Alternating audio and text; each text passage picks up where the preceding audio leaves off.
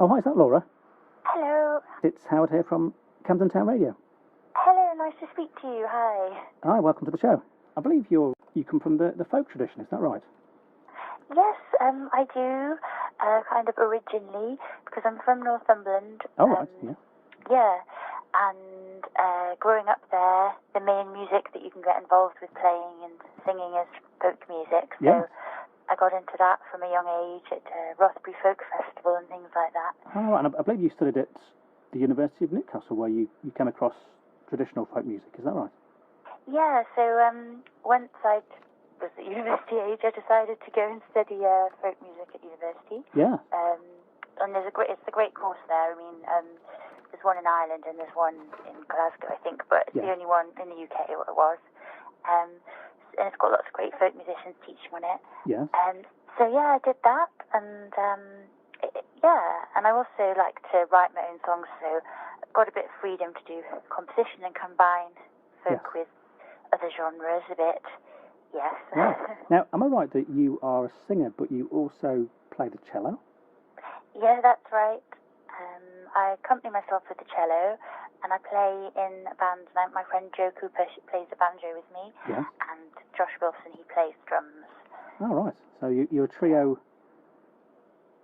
Is that the main act you do? Is it a trio, or? Yeah, it's the main act is a trio. Yeah. Yes. Yeah, and actually this Wednesday, my gig. I don't know if you know, I've got a gig this Wednesday in Camden. Oh, right. Okay. Where at?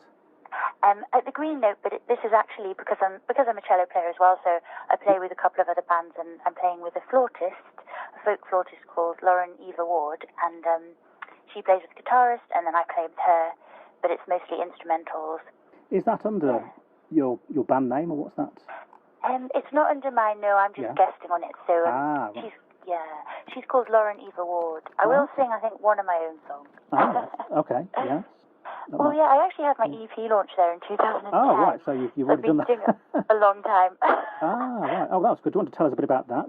Well, that was my first EP, and I was very lucky. It was on Cherry Red Records. Oh, yes. A really old label. Yes. It's a cool label, which I just randomly met someone from that at a gig when I first moved to London. Oh, right, okay. That was great.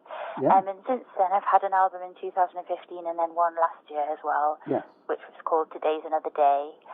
And that's what the tracks that I've been sending out recently are from that. I see, yes. Now, in terms of your style, would you say it's sort of primarily folk with other influences? Because I've heard something else noted as Americana. Would it have any influence in that area as well? Yeah, definitely. I mean, although I did study folk music and I teach traditional folk singing, I teach it at Morley College. Yes. And stuff like that. We have a nice folk choir there if anyone wants to join. Oh, right. Monday night. Really my sort of soul is in writing, and I love Roy Orbison, I love blues, and I love jazz, and I love just pop, and so my music is quite diverse. Yes. It takes folk as a starting point, and then I see. Yes, that makes sense. Now, in terms of on stage, is it yourself with a cello, or do you sometimes sing without an instrument? How does that work? Mostly I sing with the cello, though I do sing some songs without it, accompanied by the banjo, and I have a friend, Paul Go, that's his bass name. He plays guitar with me sometimes, and I play piano, so I would like to move towards singing a bit less with the cello and more without, but it's just I just can't seem to keep doing it, and I do like it, and well, in the live set as well it works. It's quite a unique thing, I think, to sing with a cello, so I can imagine that working quite well. Yeah, it does. It works nicely for folk songs as well. Yeah. I can imagine how it might be a bit tricky with the microphone, is it, to get, because it's quite big, how does that work? I guess you have to have sort of a mic stand with it coming in sort of the middle? How's that? Yeah, well, these days I stand up when I play the cello. Ah, right. So I was thinking it might be a bit tricky. Okay, so you have it on like a double bass peg? I just got a sort of extra long carbon fibre spike made. Ah, right, okay. So. And just because I'm quite tall, I'm not that tall, but the existing one wasn't tall enough. It's not one of those carbon fibre cellos, is it? That's like a very thin. No, the cello itself is just normal standard one-made of wood. cello, yes. Yes. Yeah. I suppose maybe you could get one of those carbon fibre because that could be even easier to play standing up. I don't know, but yes, you never know. I tried various options, and this seems to be working now. Yes. Okay, it's quite easy. I just have it like a normal singer would have. Oh, well, that's okay. Yes, and so playing the instrument standing. Yeah, and I guess it's better for the voice as well because it's better for breathing and so on, isn't it? Being standing for the voice, it's more natural. Yeah, and I find it loads better for performing as well, because I felt quite restricted sitting down, and also sort of for a semi-big stage or at a festival or something like that, you get a bit lost if you're sitting down. Yes, it can be quite difficult to project. Yeah, to have the same impact, and it's not as fun to sort of watch and stuff. Yes, the act from there, yes. Oh, that makes sense. It sounds very interesting and unique act, certainly. So, do you always have sort of a couple of musicians on stage, or do you ever play with larger groups? How does it? Well, at the moment, it works really well with the trio. So the cello kind of forms the role of a bass line. Oh, right, yes. Often. Yes. And then you've got the banjo and that sort of ding, ding, ding on top, and sometimes we pretend it sounds like a synth. Dee, dee, dee. Oh, I see, yes. And then, you've got the drums, and then you've got the voice, and some harmonies as well that Josh and Joe sing. So it's actually quite it's got everything we need going on. Yes. It quite works well. Imagine by the sound of it, you can produce a nice sort of atmospheric sound. Yeah. Different layers. And the cello. Yeah. And the cello can sometimes do its like long poppy notes, and as well sound like a string section a little bit. Yeah. You've recently moved down from the northeast? Well, actually, I've lived in London 10 years. Oh, right. So you've...